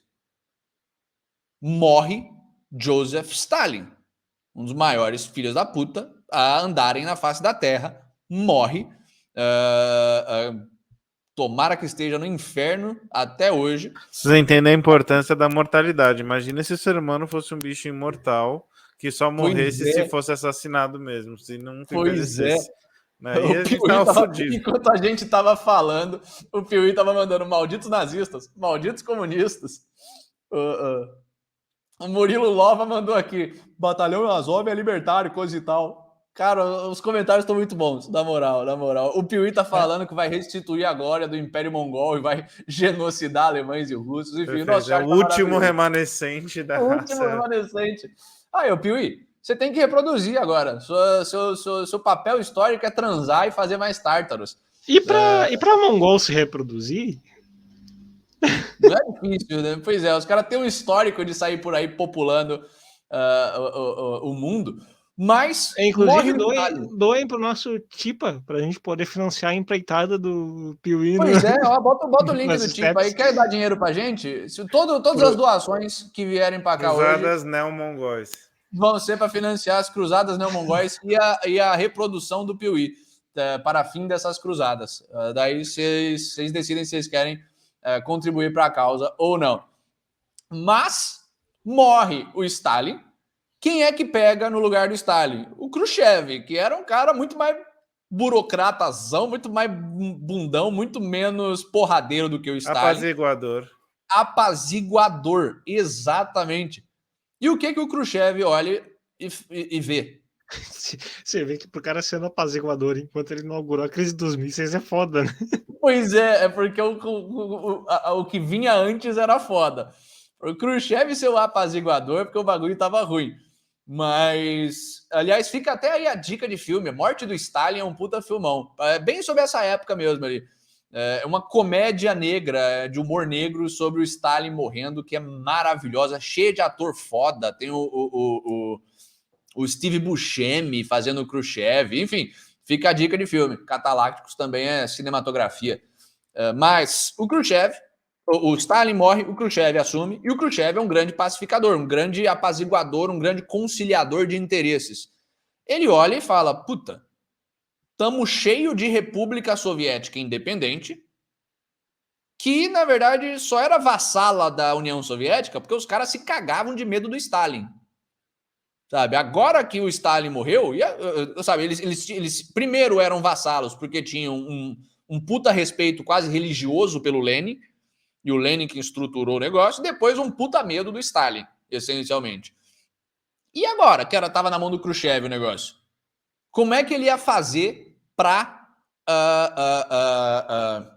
manter a paz no mundo soviético, manter a hegemonia russa no mundo das várias repúblicas socialistas soviéticas? E se a gente saísse por aí dando presente pro pessoal? Ele deu um pedacinho aqui para a Bielorrússia. Tá vendo como é que não faz muito sentido geográfico? Que era a Rússia. Dá aqui pro pessoal da República Socialista da Bielorrússia. Esse pedaço aqui de baixo da Crimeia, primeiro ele falou, ó, você lembra que vocês eram a República Socialista Independente da Crimeia? Pois é, que pena, vocês não são mais. Agora vocês são só mais um estado da República Russa. Aí depois ele falou, não, quer saber? Vocês são um estado da República Ucraniana Socialista. E ele dá a Crimeia, que é culturalmente e etnicamente russa, até hoje, porque por causa do genocídio tatar do Stalin, para a Ucrânia de presente na década de 50. Quer dizer, o desenho da Ucrânia inteiro, hoje em dia, é uma criação maldita socialista. Sabe, os caras empacotaram o leste pró-Rússia com o oeste pró-Polônia e Alemanha para conseguir ter mais território durante os comunistas, sob comando comunistas, e depois meteram junto a Crimeia ali embaixo como forma de subornar os comunistas ucranianos. E é daí que vem o desenho moderno da Ucrânia. Então, quando a gente fala que a Ucrânia é uma maluquice, que a existência da Ucrânia não faz nenhum sentido, é por isso. É porque são 3 países diferentes juntos em a Ucrânia comunista em um, sabe? A Ucrânia deveria existir como qualquer outro país do mundo, naturalmente, só que essa região mais germânica aqui, isso é a Ucrânia. O resto ali seria um país eslavo ou parte da Rússia, né? Cara, mais ou menos. Tinha uma alternativa melhor a isso. E que o pessoal de Donetsk e Luhansk tentaram. E aí a gente começa a entrar na história contemporânea pós-soviética mesmo. Mas antes da gente contar para vocês o que aconteceu nos últimos 30 anos, deixa o like aí, se inscreve no canal, compartilha o nosso trabalho para outras pessoas. E é isso aí. Entre nas nossas outras redes sociais, ajude a gente a crescer, apesar de todos os Shadowbans. E manda dinheiro para nós, tipa.ai/catalácticos. Paga nós aí para a gente financiar a expansão do Bruno. Salve pro Causticidade que tá chegando aí. Salve pro Piuí que mandou. Opa, gostei, vou deixar aqui meu pix. piuimongol@gmail.com. Muito bom. Mas, enfim. Perfeito. Tinha uma alternativa melhor do que essa. E que, de fato, todos os ucranianos ali do leste queriam. Porque você teve a criação com os cossacos de uma identidade nacional. Sabe, os cossacos, de fato, se misturaram com o povo eslavo e o povo russo, na verdade, e viraram um novo sabor de russo, uma nova subespécie de russo ali, os malorussos, os ucranianos. Da mesma forma que os belorussos se misturaram ali com o povo báltico mais do que o normal e viraram o russo branco, sabe? Outra espécie de russo. O que eles tentaram fazer? E aí você vê o que é a vontade do pessoal mesmo. Cai a União Soviética, ali na virada para a década de 90, e o que acontece com a República Soviética Ucraniana? Os caras começam a fazer referendo para ver o que vai fazer com o país. E o primeiro referendo é, pessoal, nós vamos ser um país independente e unificado ou a gente vai fazer parte da Rússia? Sabe, eles botaram essa escolha para o povo em 91.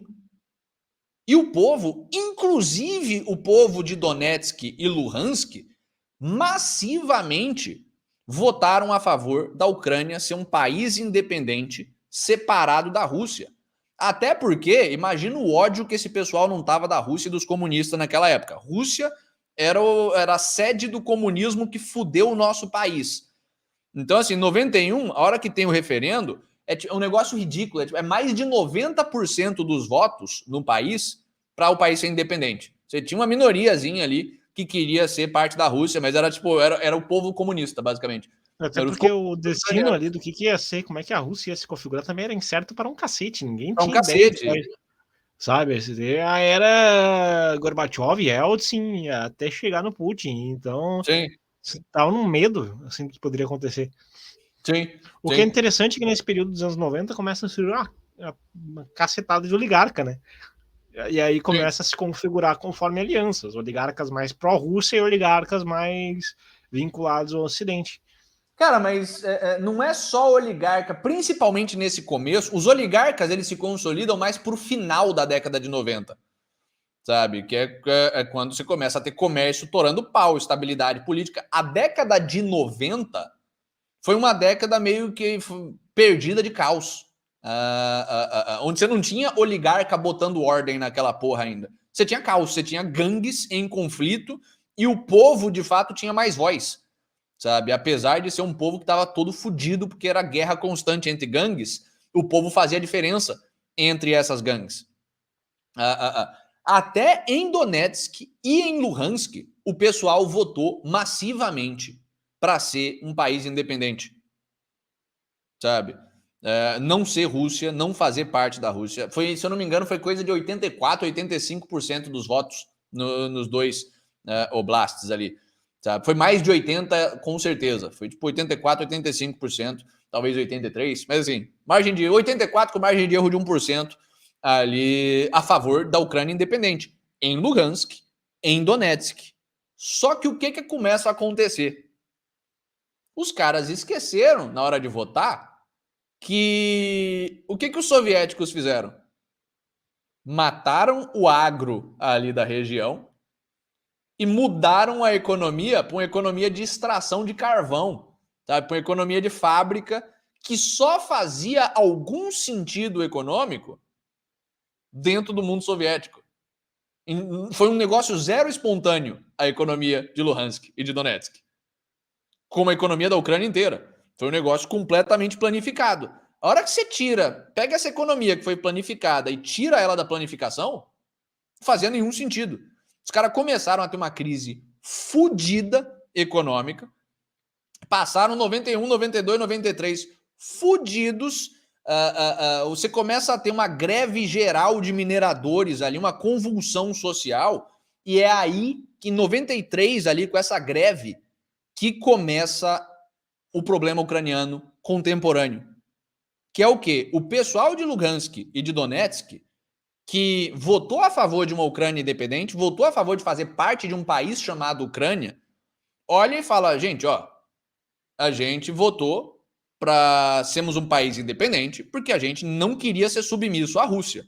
A gente queria liberdade econômica e justiça. Qualquer liberdade econômica eles não deviam nem estar pensando na época, mas assim, a gente queria um governo decente. A gente não queria ficar submetido a um poder externo. Aí a gente chegou, votou aqui para a gente fazer a Ucrânia e a gente vai continuar submisso a um poder externo? Só que ao invés de ser Moscou, vai ser Kiev? E a gente está se fudendo economicamente por causa disso? Não faz sentido. Então, vamos... como é que se diz? Vamos fazer uma mudança no pacto federativo? O que eles queriam fazer? O que o pessoal de Donetsk, Luhansk e daquele sul ali, Odessa também, queriam fazer? Vamos ser um país chamado Ucrânia, mas vamos ter um modelo que nem o dos Estados Unidos. Bottom up. O Estado é mais importante do que a federação e cada estado, cada oblast é o seu próprio mundo e a gente tem liberdade com um governo federal pequeno. Certo? Essa era a intenção.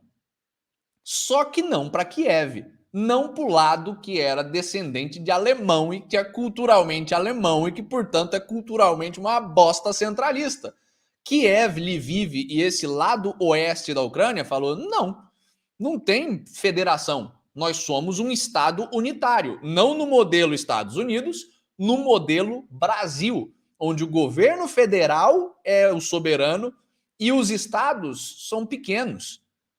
E é aí, ali em 93, 94, que você começa essa treta do lado leste para o lado oeste. Em 94, você tem um referendo em Donetsk e Luhansk especificamente, só nesses dois oblastes, só nesses dois estados, onde eles falam, basicamente, fazem 3 perguntas para o povo. Ok, somos Ucrânia, mas vamos adotar o russo como língua oficial, porque é parte da nossa cultura? Pergunta 2.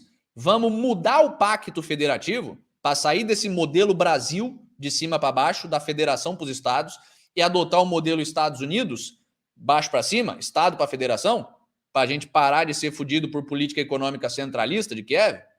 E terceiro, estava na porra do referendo de 94. Vamos nos aproximar mais da CIS, da OTAN russa, da União Econômica Russa, ao invés de ficar querendo se aproximar do projeto europeu? Foram essas 3 perguntas. Russo ou ucraniano como língua oficial? Vamos falar russo? Vamos ser um país de baixo para cima, estilo Estados Unidos, não um país de cima para baixo que nem Brasil, e vamos ser mais ligado à Rússia do que à Europa em termos econômicos e políticos. Ganhou com mais de 90%. Ou seja, o pessoal queria ser um país independente, que não queria ser parte da Rússia, mas também não queria ser vassalo do poder central de Kiev, não queria ser vassalo de Brasília, da versão ucraniana. Eles queriam ser culturalmente russos, ser mais livres enquanto governo local e se alinhar mais à Rússia. Mais de 90% do pessoal a favor no referendo. Só que Kiev olhou, o governo central de Kiev olhou e falou, puta, da hora que vocês querem isso aí, mas foda-se, sabe? A gente é a capital, vocês querem mudar o pacto federativo, mas quem decide se vai mudar o pacto federativo ou não é a gente aqui na capital e a gente não vai mudar o pacto federativo. Fodam-se vocês. Aliás, vocês queriam se ligar mais à Rússia do que à Europa e ao Ocidente? Foda-se também. Eles começaram a ter, ali na década de 90, uma relação com o Banco Mundial, a ONU, a Agenda Verde que estava começando a nascer. E tudo isso nesse contexto, enquanto ele recebeu o título nada nobre de nação mais corrupta da Europa, né? Pois é. Ao mesmo tempo que isso estava acontecendo, o que eles fizeram? Vamos ser puta de globalista. E esse é o propósito de Kiev, é o propósito do governo central da Ucrânia. Por quê? Porque a gente gosta da agenda verde globalista? Não, por dois motivos. Primeiro, a gente é corrupto pra cacete e os globalistas chegam com dinheiro. Segundo, a agenda verde é a melhor coisa que pode acontecer para a gente ganhar poder no centro. Por quê? O que estava rolando em Luhansk e Kiev? Ou em Luhansk e Donetsk? Mineração de carvão. Era o bagulho mais... Fora a agricultura da Crimeia, né? Fora a agricultura da Crimeia. Mas Crimeia, cheio de agricultor, Luhansk e Donetsk, cheio de carvoeiro. As duas coisas que globalista odeia. Sabe? Agronegócio e, pior ainda, carvão, o combustível que mais polui do mundo. Então, o governo central fechou um acordo com o Banco Mundial de diminuir a produção de carvão em troca de subsídio. Mais dinheiro na mão de político corrupto e menos dinheiro na mão do povo e da indústria local de Donetsk e Luhansk. Só que, por que aquela porra permaneceu unida durante a década de 90 e começo de 2000? Por causa de um cara chamado Leonid Kuchma, no caso. Foi o primeiro, digamos, o primeiro grande presidente ucraniano. O que ele fez? Ele foi eleito com apoio do pessoal de Donetsk e Luhansk e com um apoio legal do pessoal da capital. Ele foi um cara bem popular. E qual era a estratégia dele? Porra, a gente tá fudendo a indústria do leste para ganhar dinheiro dos globalistas? Beleza, somos corruptos, adoramos. Eu também sou corrupto, sou presidente da Ucrânia, eu sou corrupto, eu também gosto de ganhar dinheiro dos globalistas. Mas vamos pacificar essa bagaça. A gente destrói a indústria dos caras, mas a gente tora eles de subsídio. Então, o governo central, na mão do Kuchma, começou a mandar dinheiro para Donetsk e Luhansk. Virou basicamente o nordeste da Ucrânia. Os caras destruíram a atividade econômica, o governo central, naquele lugar, e transformou os caras progressivamente em escravo de subsídio. O cara foi eleito em 94, foi reeleito depois, ficou até 2005 no poder, fazendo essa estratégia de fuder em termos reais o leste, só que acalmar o pessoal com um repasse do governo federal. O que começa a acontecer? Aliás, o que todo mundo no sul e no sudeste do país começa a sentir com o nordeste do país? Ódio. Que porra é essa de vocês estarem pegando a nossa grana aqui e mandando para um lugar que não produz nada? Você começa a ter a queda do Kuchma e desse modelo e a ascensão do Viktor Yushchenko. Em 2005, a parte ocidental, a parte de Kiev e Lviv, elege o Yushchenko para presidente. Um cara que tinha zero popularidade não, mas tipo 30% dos votos, uma popularidade semelhante à que o Bolsonaro tem no Maranhão, sabe, ali no lado oriental, no lado russo da Ucrânia. E ele é eleito com uma plataforma bem radical anti-leste. É assim, ó, eu vou ser eleito, eu vou acabar com os subsídios que a gente está mandando pro leste, eu vou fechar pesadão com a União Europeia e com a OTAN, e eu vou continuar seguindo a agenda globalista. Foda-se as indústrias, foda-se o agro. Por isso que em 2007, então, tem a primeira tentativa da Ucrânia de adentrar a OTAN, de União Europeia. Sim, foi na mão do Yushchenko. O Yushchenko foi eleito pelo lado europeizado, germanizado, mais polaco da Ucrânia, a despeito da vontade do pessoal do leste, o pessoal já pistola, porque queria mais independência estadual, sabe? Mais independência para o Oblast e menos poder para o governo central. Esse só ficou em paz por causa do Kuchma fazendo meio termo, e agora o lado ocidental, germanizado, bota o Yushchenko. Os caras ficaram muito pistola. A sorte é que o Yanukovych, o cara pró-Rússia, virou primeiro-ministro mais ou menos na mesma época. Então você tinha o Yushchenko pró-Europa de presidente, só que ao mesmo tempo o Yanukovych pró-Rússia de primeiro-ministro, e, cara, dava uma segurada ali, mas o Yushchenko torou o pau mesmo. Tentou entrar pro OTAN, sabe? Cortou subsídio. O que aconteceu? O pessoal do lado leste ficou pistola. Falou, é? É assim que vocês vão jogar? É com o governo central tomando decisão que vocês querem jogar? Então, beleza. Então a gente elege o nosso presidente. O Yushchenko fica um mandato no poder, fica de 2005 até 2010. Em 2010, os caras elegem o Yanukovych. O Yanukovych, que era o primeiro-ministro pró-Rússia e que virou presidente da Ucrânia e, cara, fez a mesma coisa que o lado ocidental fez com o lado oriental, só que o contrário. Falou, então pau no cu de vocês. A gente vai entrar pro CIS, a gente vai ficar fechadão com a Rússia, a gente vai fazer acordo militar com a Rússia. Aliás, é com o Yanukovych que a Crimeia começa a ficar relevante. E é a queda do Yanukovych que explica diretamente a guerra na Crimeia. Quer dizer, a conquista quase que imediata da Crimeia pelos russos, porque só tinha russo naquela porra, os caras votaram pesadão no Yanukovych. Por quê?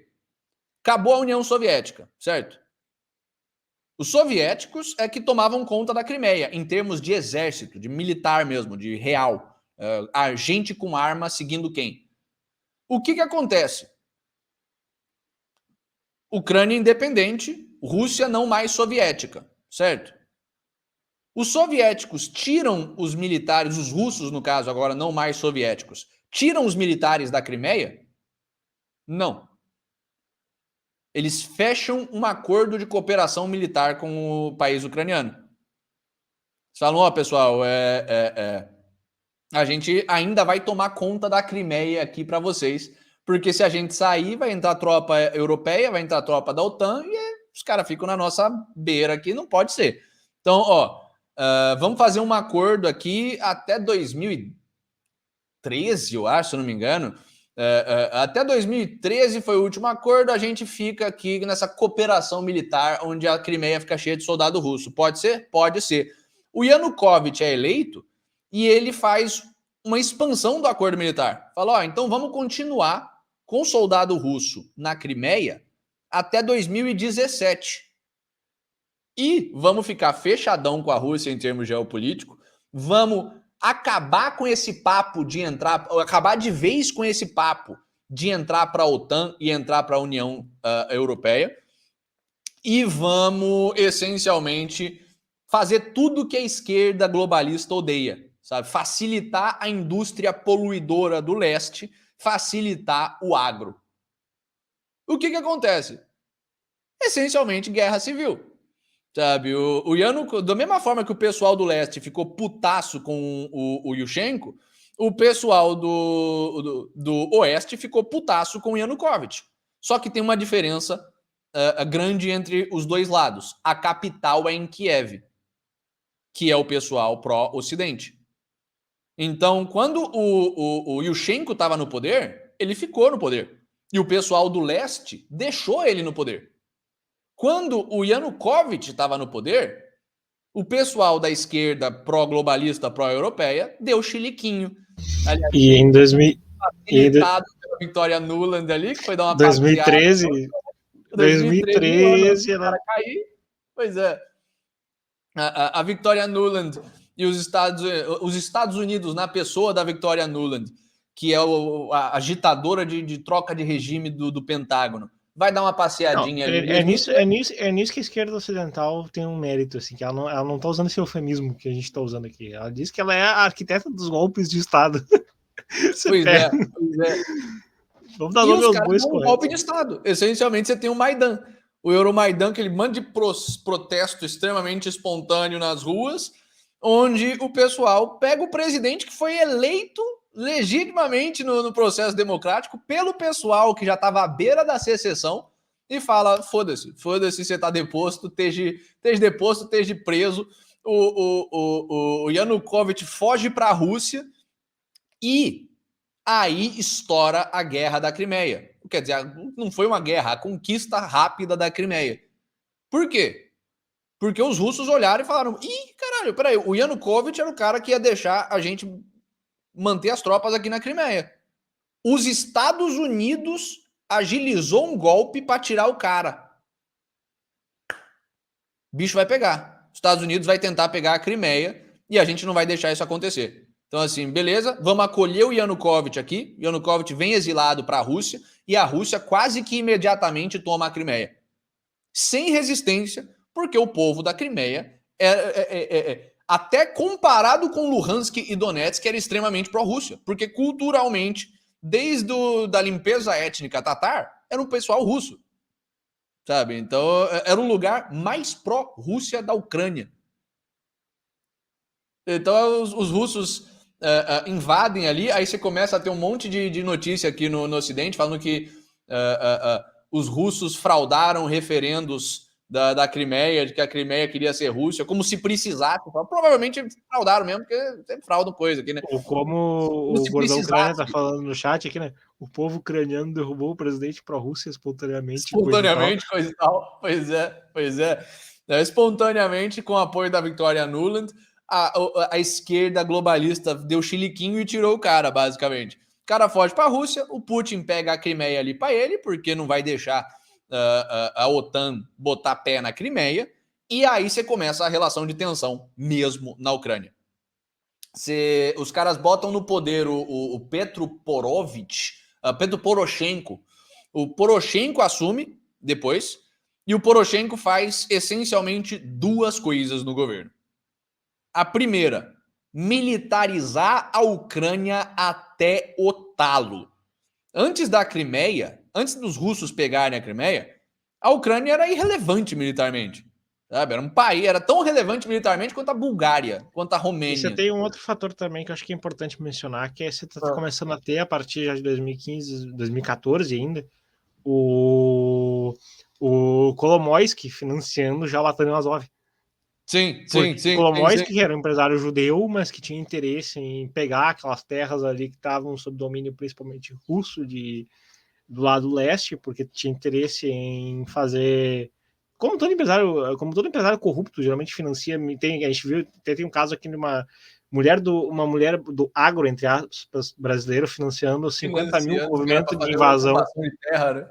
Que nem o pessoal que inclusive estava financiando aquele, como é que é o nome daquele, o Lázaro, o serial killer, o spree killer, ele era pago por pessoal de agro, entre aspas, para botar menos na população, desvalorizar as terras e o pessoal comprar. Caralho, não sabia dessa. Quem que é? Então, o Kolomoisky, o Lázaro, aquele serial killer que ficou famoso, que teve uma caçada em Goiânia.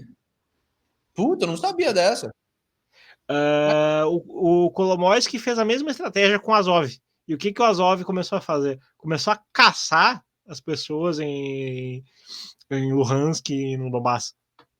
Sim. Que é a segunda coisa que o Poroshenko faz, basicamente. A primeira é militarizar a Ucrânia com dinheiro americano até o talo, e aí desviando o dinheiro pra caralho. E a segunda é foder o pessoal pró-Rússia de toda forma possível. A primeira e a mais óbvia foi essa de permitir o batalhão Azov fazer atrocidades ali com o pessoal pró-Rússia. Com o pessoal ucraniano, diga-se de passagem, etnicamente ucraniano, mas culturalmente, ideologicamente pró-Rússia do leste. Então o cara começa a tocar o terror. É o Poroshenko que passa as leis anti-Rússia, proibindo o uso de russo em documento oficial, proibindo o ensino de russo em escola, até nas escolas particulares, sabe? Ele começa a tocar o terror junto com o batalhão Azov na metade leste da Ucrânia. E aí entra o Zelensky em 2019, que basicamente é a versão radical do Poroshenko, sabe? É um cara que é mais fantoche até do que o Poroshenko e mais anti-Rússia e anti-ucraniano pró-Rússia do que o Poroshenko. E se o Poroshenko era o fantoche da Nuland, o Zelensky é fantoche da Nuland e do Kolomoisky. Sim. E agora que alucinou, prendeu o próprio Kolomoisky, mas era o cara que mais respondia e facilitava o processo desse cara comprar terra e comprar coisa a rodo, sabe? Sim. Aí território destruído. Cara, o Poroshenko, ele não tinha peito, quer dizer, porra louquice, no caso, para comprar uma guerra. Todo mundo sabia, todo mundo que tinha alguma noção de política, sabia, daquela política local ali, sabia que pegar a Ucrânia e começar a entrar para a OTAN, e tentar entrar para a União Europeia sem dar independência para Luhansk e Donetsk era entrar em guerra. Sabe? Você começa a ter movimentos, nesse governo do Poroshenko, você começa a ter movimentos separatistas pesados em Luhansk e Donetsk, falando, porra, se é para jogar assim, se até quando a gente elege o nosso cara para esse regime centralista que vocês escolheram, vocês vão depor o nosso cara, a gente quer independência então, sabe? Aí você começa a ter revolução armada mesmo, milícia armada em Luhansk, em Donetsk, sentando o pau no pessoal. Qual que é a resposta do Poroshenko? Respeitar o direito à secessão? Não. Mandar o batalhão Azov para dar uma reprimida no pessoal, sabe? Só que o que até o Poroshenko sabia? Se a gente fizer mais do que isso, por enquanto, é guerra. Vai causar essa situação que a gente está vendo agora de guerra entre OTAN e Rússia e potencial conflito nuclear. E o Poroshenko não era um porra louca completo. Ele era um político vagabundo normal. Sabe? Ele era que nem o Alckmin. Sabe? Que nem o Temer, que nem o Eduardo Cunha. Ele é um cara que tá ali para viver tranquilão, fazer não quer ruptura, né? Não quer ruptura, não quer arriscar a própria vida, não quer guerra termonuclear, sabe? Não era esse tipo de nego. Ele queria, cara, dar aquela reprimida básica ali no lado oriental, no lado pró-Rússia, e continuar recebendo a graninha do Ocidente. Mas não vai entrar para a OTAN, não vai entrar para a União Europeia, porque sabiam que isso era guerra. Aí o Ocidente olha e fala, então o Poroshenko não vai fazer a função, o Zelensky vai. E aí bota o Zelensky, que era um porra louca, que era um fantoche do financiador do batalhão Azov na presidência. Um cara que era só um ator e um comediante mesmo, que não tinha negócio político. Os caras fazem uma puta propaganda para ele, criam uma série de Netflix, essencialmente, onde ele faz o papel do presidente. Aí ele pega e cria na vida real o partido que ele tinha na série e no meio de uma eleição extremamente questionável ali, o cara vira... E para não dizer que não é só o gordão Ucrânia que tá numa trip estranha, o MBL tá tentando fazer uma estratégia parecida com o Danilo Gentili, bicho. Pois é. O Led Zandalim falou que é o Tiririca da Ucrânia. Pois é. O gordão Ucrânia tá mandando, é ético exterminar russos. A Ucrânia tá 100% certa, a Rússia tá 100% errada. Mas, basicamente, é o Tiririca da Ucrânia mesmo. O Zelensky é essencialmente os Estados Unidos pegando o Tiririca e falando, mano, é você, porque você é porra louca. Só que o Tiririca tem mais bom senso. O Tiririca não começaria guerras. Aliás, o Tiririca parece ter bastante bom senso quando comparado com a maioria dos políticos brasileiros. Mas ele essencialmente pega um filho do Tiririca com Ele essencialmente não pega nem o Tiririca, ele pega o Tico Santa Cruz ucraniano e bota na presidência. Sabe? O Saldo Viveiro, eu acho. O Tico Santa Cruz aí você jogou baixo. Pô, mas é basicamente isso mesmo. Era uma subcelebridade porra louca que eles pegam e botam na presidência. Imagina os Estados Unidos pegando o Tico Santa Cruz e financiando uma série de Netflix onde ele faz o papel do presidente. E aí daqui a 5 anos o Tico Santa Cruz é presidente do Brasil. É basicamente isso que aconteceu com o Zelensky, porque o Alckmin não era porra louca o suficiente para começar uma guerra com o resto da América Latina, basicamente. Então o Tico Santa Cruz era, porque o Tico Santa Cruz é só um corruptozinho de merda, sabe? Então os caras fazem isso, botam o Zelensky e o Zelensky faz o que foi colocado lá para fazer.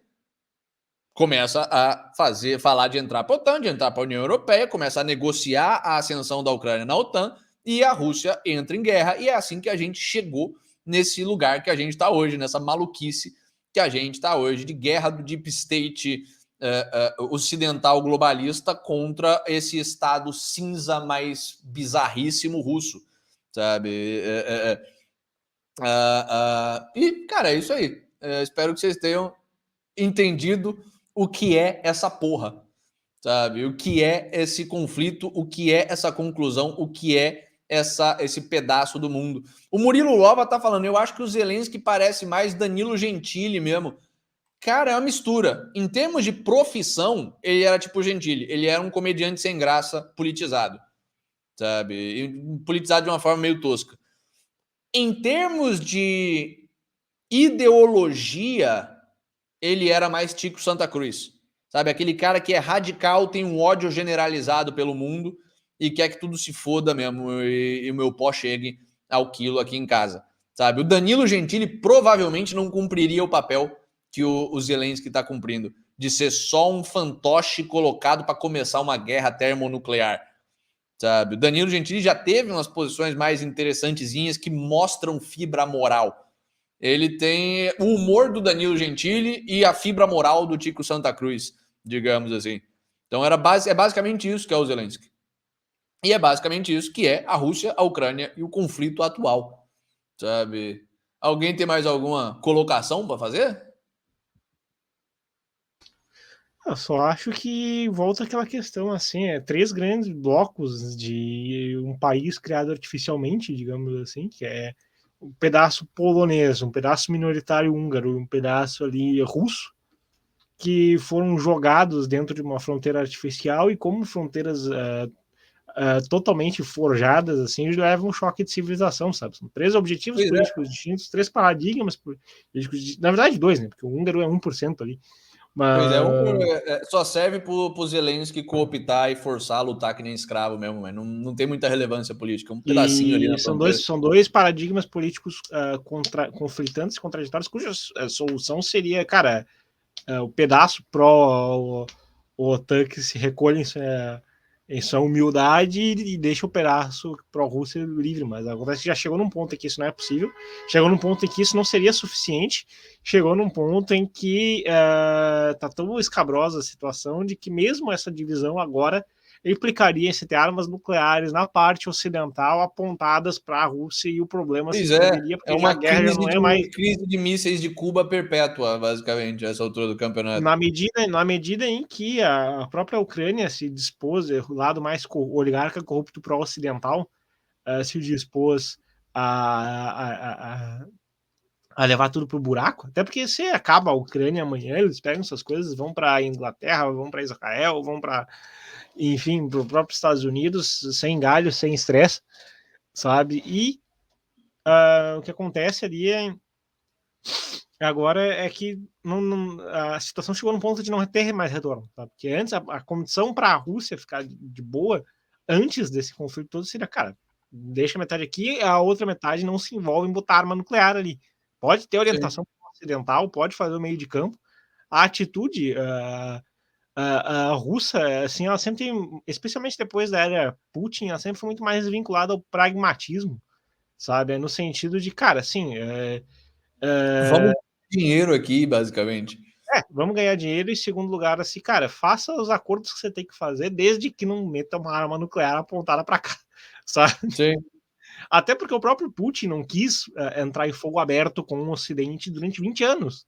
Desde que ele ascendeu em 99, a atitude dele era, cara, nós somos, ainda que um primo distante do Ocidente, a gente tem mais paralelismos com o Ocidente do que com os terroristas muçulmanos, inclusive com a China, sabe? Até a primeira opção do Putin era se juntar com o Ocidente para fazer uma frente à contenção chinesa, que tem problemas territoriais, e segundo, com outro paradigma que era o muçulmano, mas o Ocidente enlouqueceu, sabe? Desde o do Bush, ignorando solenemente as tentativas de acordo entre Putin e o Ocidente, apesar daquela cena icônica, né? Eu vi a alma do homem, né, olhando nos olhos dele, né?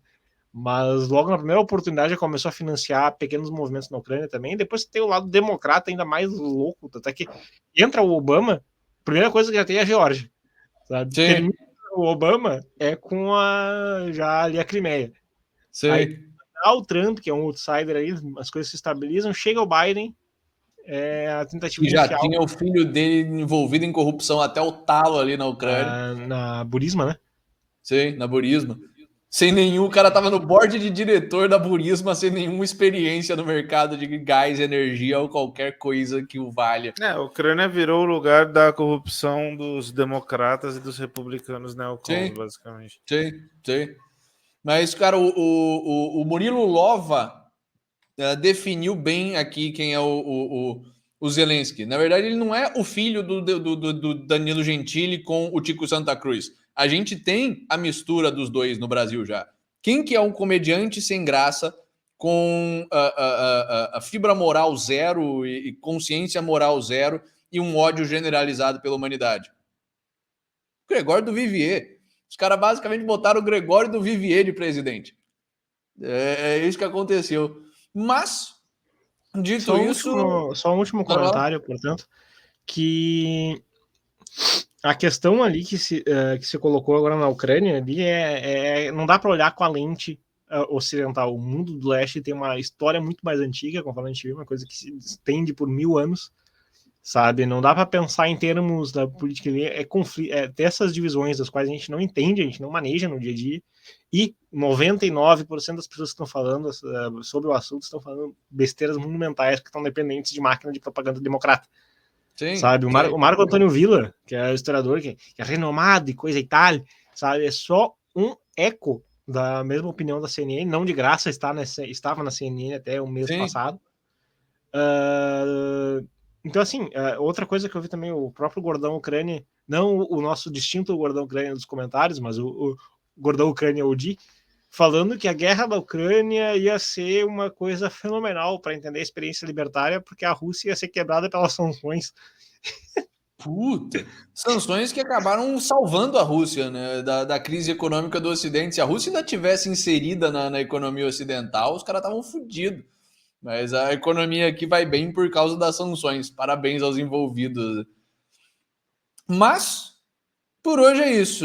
Espero que o programa de hoje tenha ajudado a aplacar um pouco essa desinformação da qual o Lucas estava falando. Essas balelas gigantescas que muita gente vive falando por aí a respeito da guerra, a respeito do que é a Ucrânia, a respeito de qual que é a maluca. O Putin é um maluco que está saindo conquistando as coisas.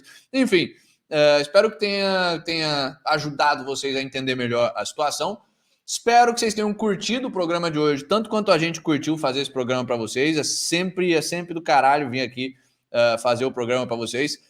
E, cara, deixa aí nos comentários, não no chat, mas nos comentários que ficam salvos pra gente depois, qual que é o próximo Cataláxia que vocês querem? O próximo Cataláxia não ia ser sobre o Deep State? Vai ser sobre o Deep State, mas deixem dicas aí. Vai que a gente trabalha para vocês aqui, no caso. Então, se vocês tiverem uma ideia melhor do que a nossa, a gente faz.